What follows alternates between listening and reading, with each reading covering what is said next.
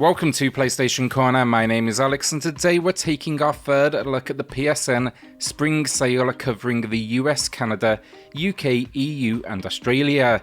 My other two videos, all deals there, still live, find those in the pinned comment down below. But for this one today, I wanted to take a look at the indie side of things and those deals coming in under $10 or your local currency. So with that, hit subscribe, but join us here on PlayStation Corner for reviews and deals weekly, and let's get started.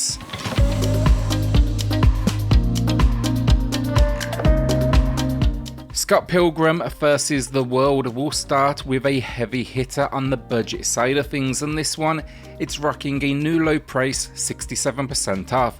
Now it's based on the movie of the same name. This was nearly lost to history, but thankfully it received a much requested and appreciated digital re-release.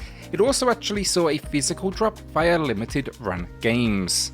The gameplay though, it's a side-scrolling beat-em-up, a quality one at that, and you'll be out to defeat the 7 evil X's. The gameplay is tough though, that is for sure, and then it even packs mini-games, local and online play, a quality soundtrack from Anamanaguchi, and finally it's got the original DLC, which is the Knives and Wallace characters. Well worth it though for genre fans out there. Eldest Souls then is for those looking for something that's going to pack a challenge as well. I think here a boss rush experience, so only boss encounters, but then it's got a mix of Souls-like combat. It's presented in a pixel style of this one, but it looks great, even often grotesque in its designs. The isometric viewpoint as well, it just does a great job of demonstrating the scale of some of these opponents. Along the way though, you'll be finding NPCs to kind of add context to this world, and you're on the hunt for the old gods. The best bit though, you'll be leveling up, inheriting powers. Basically you can shape your warrior.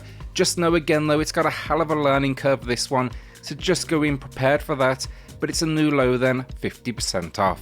Ni no Kuni, Wrath of the White Witch Remastered then is back, matching the low, and yeah, I spoke to this one just yesterday over on Switch Corner as well, but I wanted to give it a shout out here because it's matching the low with 80% off, and on PlayStation it's actually been remastered. It's basically improved graphics and performance, so it's no doubt now one of the best ways to play. This is just a fantastic collab though that enlisted the skills of Studio Ghibli, and it's a turn-based RPG that has you join Oliver, a young boy, on a journey through what is a magical world, trying to help his mother after what is a tragic accident. A must-play and a personal favourite. Foreclosed now then, and it's not a perfect game, I'll put that up front, but I think we've reached a price here where it's a bit easier to forgive its fault. You know, it's a new low, 75% off. There's no question as well of the visuals and the idea, just great stuff, a cyberpunk adventure where the world essentially owns you and you are now on the run from what is the government. Its downfall though, the gameplay, it's just not all of that. Gunplay is fine but can be a little bit awkward, there's almost like bullet sponge enemies, and with all of this creativity in its story, its ideas, its visuals, some of the environments for me, they just fell a little bit flat. Still worth a look though, as long as you don't go in with, too high an expectation. Alex Kidd in Miracle World DX, and yes, it's colourful and it has some stunning new artwork with that cartoony look, but you're gonna need patience here. It's old school through and through, and specifically the difficulty, this game had me near rage quitting on more than a few occasions. At the same time though, I actually think that's how it should be, and it's a respectable build of the original. Also, if you want more old school, it still packs the old visuals, and the old sound design as well, then it's a new low price, 65% off. A more modern spin on platforming than Greak, and this got a mix of reviews. Honestly, I'd say I fall somewhere in the middle. I like a lot of the ideas it packs, but I do think it falls a bit flat at points when it comes to execution.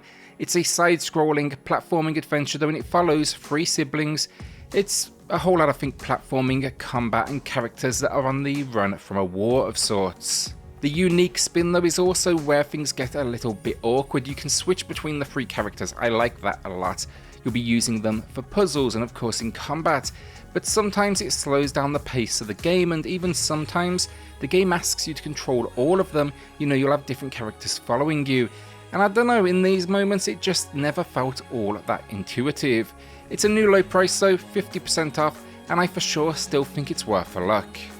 Morbid, the 7 Acolytes then, is about as dark as they come, a self-described horror punk action RPG, and it does not disappoint. When a game is influenced, by Lovecraft and Cronenberg, you know it's going to be leaning into that gore, and that's very much the case here. You are a lone warrior out to destroy the 7 Acolytes, these, I guess, evil gods that overlook the lands. Think a decent amount of enemies though, boss moments as NPCs you can talk to that kind of build out that story, the sanity management, which is something you don't see all of that often, and then character upgrades and perks. I was impressed, and it packs a challenge as well. It's a new low price then, 75% off. Into the final 3 games of the video then, starting with Spirit of the North Enhanced Edition, and this one is a PS5 exclusive. It's also a new low price then, 65% off.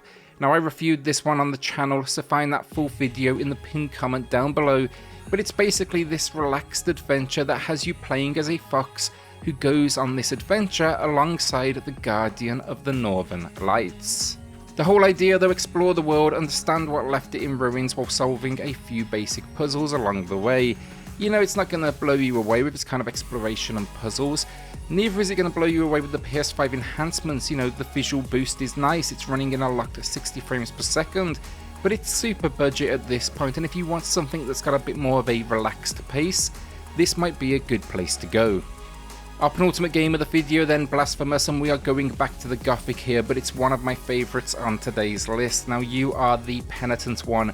You are out to war to save the world, where everyone's basically been forced into this cycle of live, die and then be reborn. Dark stuff though, and the combat here contained is fantastic. It's the world design here though that's the real winner. I don't think the platforming is as perfect as it maybe needs to be at times, but that is honestly a minor complaint for a game that was a real nice surprise at launch. It's had a fair few free upgrades then at this point, which included new gameplay content, but perhaps most exciting of all, a sequel is due to release next year, and I will absolutely be there for that one at day one. Our final game of the video then, Catherine Full Body, and I love this game. I own the original build on this one across multiple platforms. In my eyes, this is some of Atlas's most creative work. Combines story, anime-styled, cutscenes with just incredible puzzle gameplay. The story, you basically find yourself romantically linked to a few characters, but you actually have a girlfriend at the same time. In this world, basically, those that are unfaithful are having nightmares, and these nightmares, they can kill them. That's where the gameplay comes in. You need to survive this dream-like landscape. You're going to be navigating towers of blocks, so trying to climb to the very top, and it is simple in idea, but more challenging than you expect, and the writing is fantastic too. It's a cult hit though actually that ended up on the competitive scene somehow, and this new edition now it packs a new character and arc, multiplayer modes, and persona characters. It's genius, and this price, the new low of 75% off, that is a steal. Just know with this one though, it's for sure an adults only game with its themes. I'll also be linking down below then a dedicated kind of documentary all around how Catherine ended up on the competitive circuit. It's definitely going to be worth a watch.